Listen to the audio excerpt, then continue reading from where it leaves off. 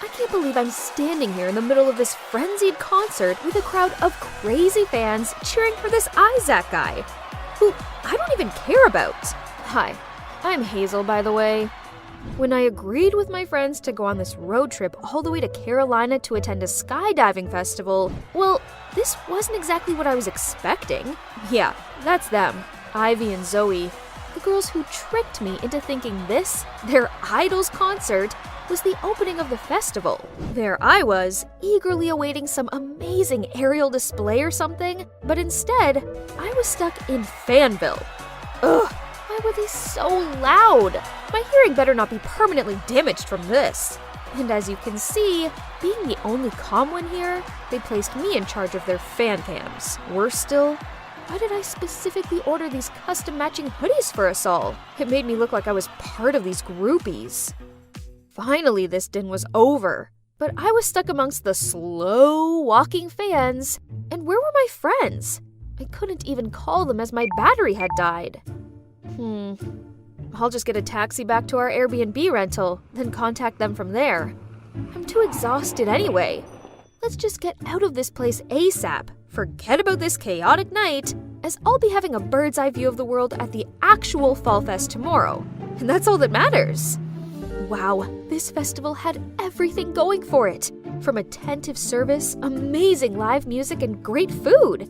It was so worth enduring that awful concert for. Everything was going great, until I saw Ivy's panicked face. Girls, it's our beloved Isaac. After the concert last night, he disappeared with a mysterious girl. Look at this hoodie. Does it seem familiar to you? Oh my god. That's one of our custom-made group hoodies. Could it be? I could clearly see Zoe's suspicious gaze on me and Ivy. What's that look for? Are you suspecting me? Well, whatever. It wasn't me, that's for sure. Ivy, you took way too long to get back to the car last night. As for you, Hazel, you were unreachable for ages. Jeez, my battery died. I told you both this. And I have nothing to do with your precious idol. Besides, if any of us did run away with him, then we'd hardly be standing here, would we? Anyway, you two can stay here and doubt each other if you want, but I'm going skydiving. Then I stormed off. It's so frustrating that I've been dragged into this. My phone only died thanks to their stupid fan cams. That's enough. Let's just forget about it. I won't let anything ruin this moment. Guys, look! I'm amongst the clouds! 10,000 feet above the ground, and my breath is literally taken away. No matter how many times I've done this, it still feels just as thrilling as the first time. This adrenaline rush was crazy! Whoa, that was amazing! Thank goodness I managed to capture some spectacular footage of the beautiful city of Chester. Hang on. When I was close to landing, my camera spotted a familiar face. Zoe. Wasn't she meant to be preparing to fly? So why was she talking to someone in the parking lot? It was really weird. Looking closer, the strange man was Isaac, the missing singer. I didn't see it wrong, did I? I immediately called Ivy and we quickly ran to the parking lot. Gotcha! You better have a good reason for this. Isaac? Are you really? So, you're the one who ran away with him last night?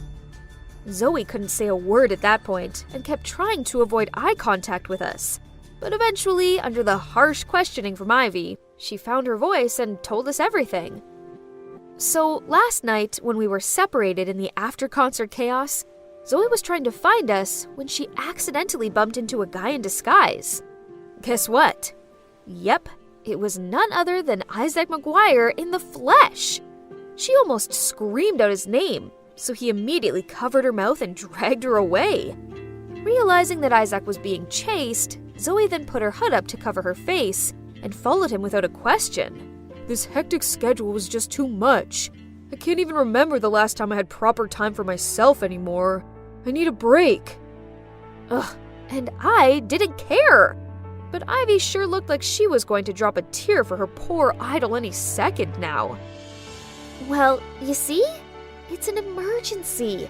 I couldn't help but give him a hand. Then we've already parted ways last night, but but my manager has been able to track me down, so we had to run away ASAP. All I have with me is this phone, so I really need your help. And that's when we start to hear some whispers. Someone seemed to have recognized Isaac, so without delay, we immediately jumped into the car. But, huh?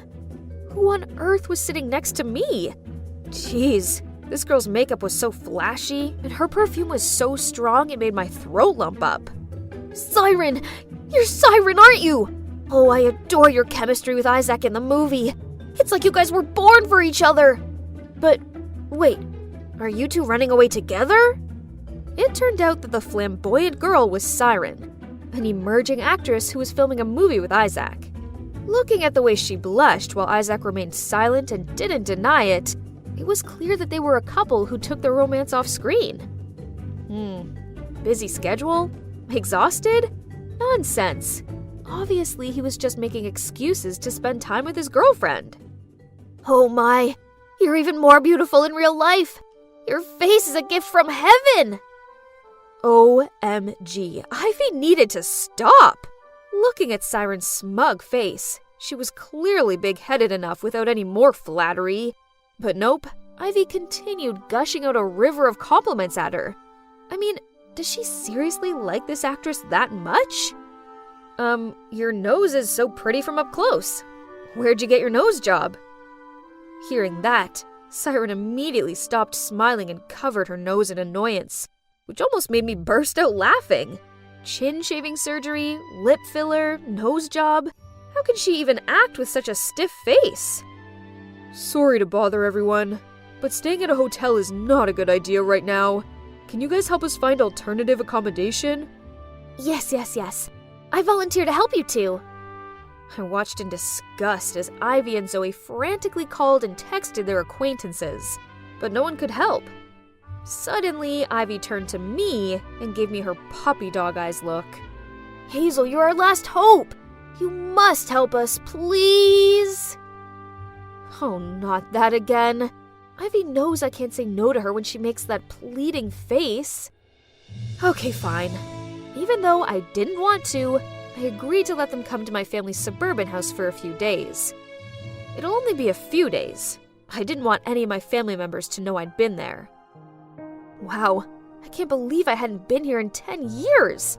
This place held some of my childhood's good memories, but also some not so good ones. Especially one haunting one. Why didn't you tell us that your family is loaded? It would be so nice to live in a huge mansion like this. But it seems like your family doesn't come here often. It's so cold and cheerless. Yeah, he's right. Ever since that day, this place was never a home to me anymore, but just a hollow house of gloom. I was still lost in my thoughts when a deafening sound of something breaking came from upstairs. We all rushed upstairs to see what all the noise was about, and found Siren standing there in my parents' bedroom, a broken vase at her feet, and worse still, she was wearing my mom's dress. Take it off right now! Siren just shrugged, stepped over the broken vase pieces, then strutted across the room and even stopped to pose at the end. Puff! It's just an old dress. Why so serious? I was so furious that on her walk back I tripped her up, causing her to fall flat on the floor. Isaac hurriedly helped her up, and she hid behind his back and did her whole crocodile tears act, saying I was picking on her. Oh, please. I'd had quite enough of this drama queen for one day, so I was about to lunge at her to teach her a lesson, but Isaac blocked me. Excuse, Siren. That was immature of her, but I suggest you should calm down first. That's right, Hazel. The two of them didn't bring any personal belongings. Anyway, Siren was just a bit careless. You'd better watch your girlfriend closely. Change your clothes. Never touch my mom's stuff again. Got it? Now I'll arrange the rooms for all of us. Well, there were only 2 usable bedrooms here, since most of them were dusty and unfurnished. So I took the couch and gave one room to my friends, and the other room to the loving couple. But as Siren gave a satisfied look and took Isaac's hand to lead him to their room, he just shook her away and said I could have the bed, and he'd take the couch. No, the couch is mine. I didn't want to share a bed with her. But Isaac ignored my protests and plopped down onto the couch to claim it. Zoe and Ivy quickly scurried upstairs. They caused this mess, yet it's clear neither of them was bold enough to share a room with Siren. What a bunch of annoying, obnoxious celebs.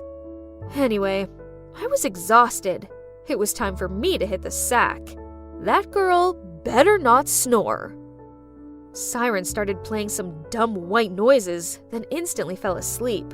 Me, on the other hand, even after turning off that weird lullaby of hers, I kept on tossing and turning. Ugh! It was no use.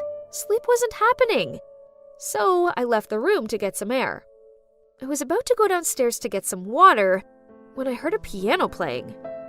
Oh, Heart and Soul. It had been so long since I'd heard these beautiful melodies. The music carried me to a room where the silhouettes of a man passionately playing the piano came into sight. Oh, memories. I loved nothing more than sitting next to my dad and playing happy songs with him. But then, everything fell apart. And I hadn't touched the piano since, well, until today. I sat down next to him and let my fingers glide over the keys. I was immersed in the harmonious melodies of the music and let the notes take me back to the past until a scream snapped me out of it. What on earth are you two doing?